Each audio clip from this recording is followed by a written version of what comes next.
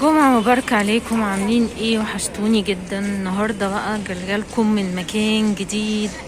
هو مش جديد، هو قديم بس بعد التطوير. هنا انا في محطة مصر، جاية اشوف التجديدات اللي حصلت.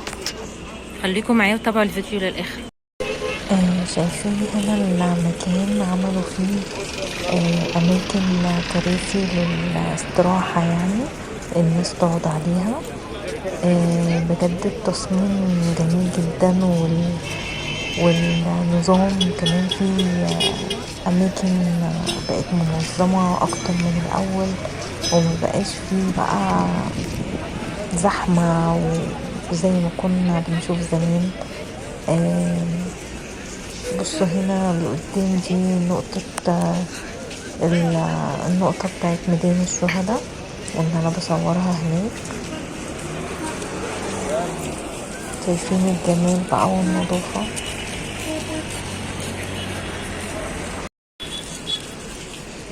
ده هنا ظهر المكان اللي فيه الميكروباصات او المشاريع. هنا السوق الجديد بتاع محطة مصر اللي هم اتنقلوا ليه البياعة الجائلين.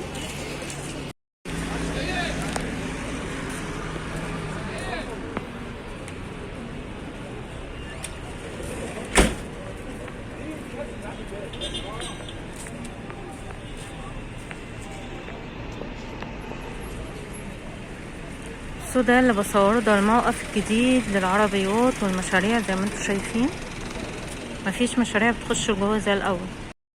بصراحة المكان بقى نضيف وواسع وجميل.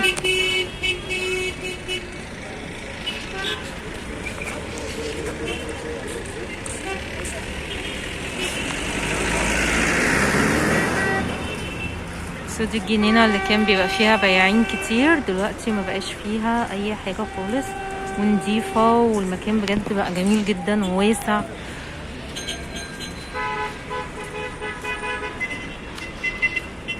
انا لغايه دلوقتي مش مستوعبه ان انا بجد في محطه مصر. دايما كان معروف عنها انها على طول زحمه ومليانه بالناس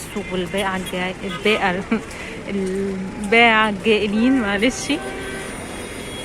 زي ما انتم شايفين بجد جميله جدا. دي الترام.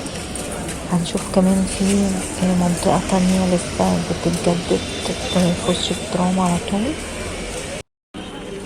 هنا لسه المكان بيتجدد، وكمان اتعمل محلات كتير كده متقسمة زي ما انتوا شايفين. بجد المكان روعة.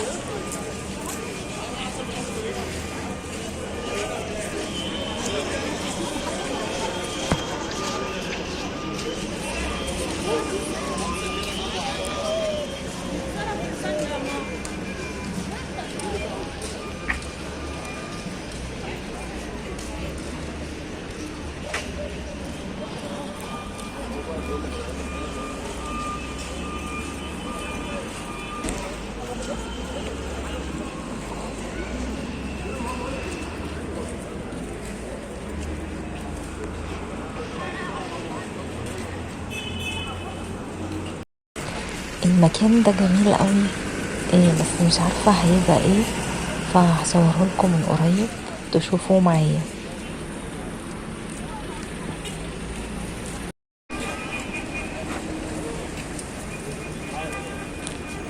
منظر المحطة من على بعد جميل جدا. بجد التصميم رائع، وبجد بنشكر كل الناس القائمة على العمل. شكرا ليكم بجد على مجهودكم الرائع. بس كده، ده كان فيديو النهاردة، اتمنى يكون عجبكم. ولو عجبكم متنسوش تضغطوا اشتراك وتفعلوا الجرس وتعملوا لايك. شكرا ليكم، باي باي.